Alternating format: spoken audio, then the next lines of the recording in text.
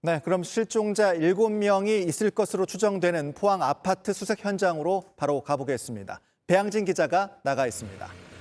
배 기자, 뒤쪽이 지하 주차장 입구로 보입니다. 작업이 진행 중이어서 가까이 다가가지는 못하고 있는 상황인 것 같은데 물은 얼마나 뺐고 수색 작업 어떻게 진행이 되고 있습니까?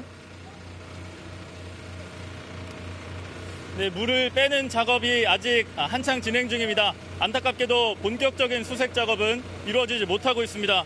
7명의 실종자가 있을 걸로 추정되는 이곳 지하주차장, 물이 어느 정도 빠져야 구조대 투입 등 수색 작업이 본격적으로 진행될 수 있는 상황입니다.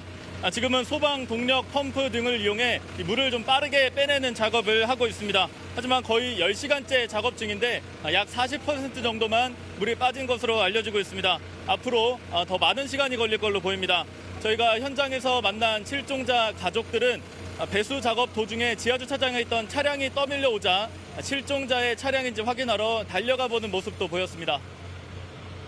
사고 당시의 상황은 어떻게 좀 파악이 되고 있습니까? 사고 전에 지하 주차장에서 차를 빼라 이런 안내 방송이 있었습니까?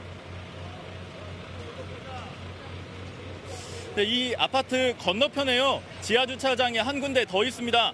그 주차장에서 간신히 빠져나온 주민 한 분을 만나서 당시 상황 이야기를 들어봤습니다.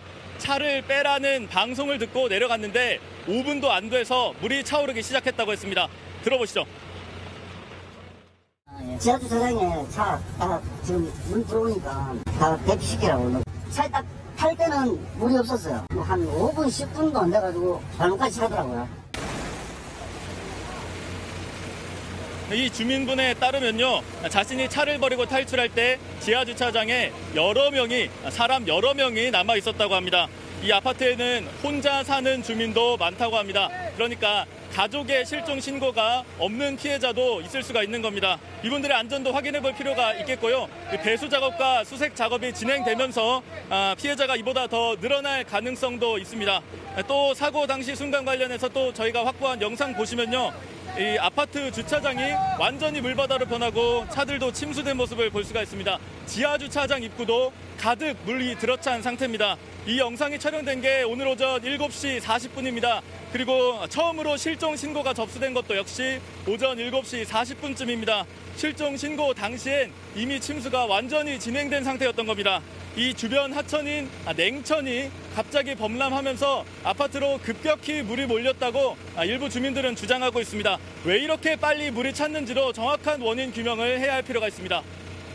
네, 배양진 기자 현장에서 취재하면서 혹시라도 새로운 소식이 들어오면 한 번 더 연결을 하도록 하겠습니다. 배양진 기자였습니다.